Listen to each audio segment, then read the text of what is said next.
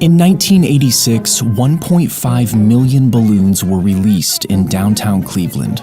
Cleveland has now broken the Guinness Book of World Records and released over 1 million. This was meant to be a charity fundraiser and a way to put the growing city of Cleveland on the map. But instead of being remembered as an impressive spectacle, it would go down in history as a fatal disaster. The event was called Balloon Fest, and it was Cleveland's way of trying to rebrand. You see, at the time, they had a pretty rough reputation, which was exemplified by its well-known nickname. City leaders wanted to prove that Cleveland wasn't a mistake, and that it was well on its way to becoming a world-class city. The previous year, Disneyland had claimed the Guinness World Record for the biggest simultaneous balloon launch. And for some reason, the city leaders thought that outdoing Disneyland was the perfect way to start cleaning up Cleveland's image. Soon after, the United Way of Cleveland developed their ambitious plan to launch nearly 1,500,000 balloons over the city. The event required 6 months of planning, including the construction of a net the size of a city block. It took thousands of volunteers hours to fill the balloons. And finally, on September 27, 1986, the day of Balloon Fest arrived. As these final preparations were underway in downtown Cleveland, a very different story was unfolding just to the east on Lake Erie.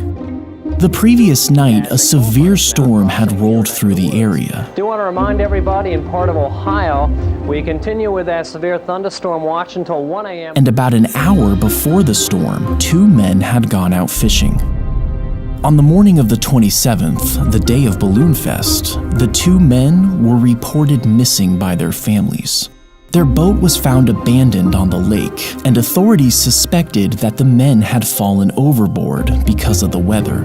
The Coast Guard immediately began a search and rescue operation. Meanwhile, in Cleveland's public square, over 100,000 people had gathered to witness the balloon launch.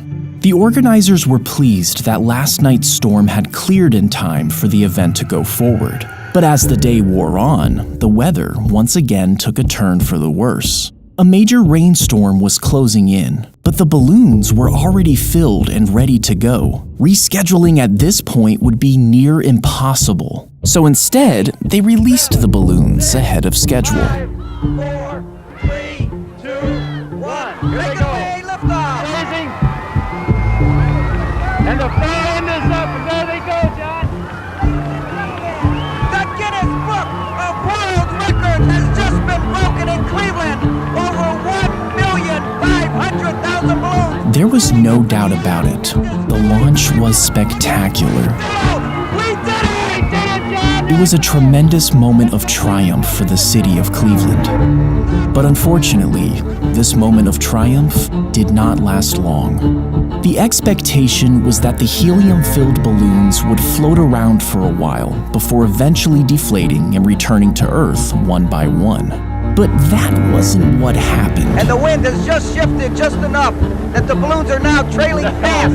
This is beautiful. The balloons are coming back this way. They're coming back. The cold air and oncoming rain immediately pushed the still inflated balloons, tens of thousands of them, back down towards the ground in droves. The result was mass chaos. Balloons, 1.5 million of them, caused quite a stir in Cleveland yesterday. It was A part of northerly wind quickly carried the balloons to Burke Lakefront Airport, and within minutes, the runways were so clogged that all flights had to be suspended.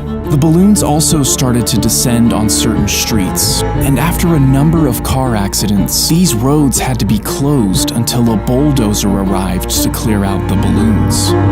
As all this was going on, the Coast Guard was still out looking for the 2 missing fishermen. Ironically, that big balloon launch in Cleveland today is one of the things that's making this search so tough for the Coast Guard. Balloons had descended on Lake Erie in massive quantities. There's 60% of the balloons launched landed here instead of the planned 10%. It's like trying to find a needle in a haystack here. Can you imagine trying to find somebody floating out here or even spotting a life jacket with all these balloons on the water? On September 29th, 2 days after the balloons were launched, the Coast Guard finally called off the search for the 2 missing fishermen. And shortly after, both men's bodies washed ashore. Balloon Fest was featured in the 1988 edition of the Guinness Book of World Records. However, that was the only edition to include it, and shortly after, Guinness ended the category of balloon launching altogether.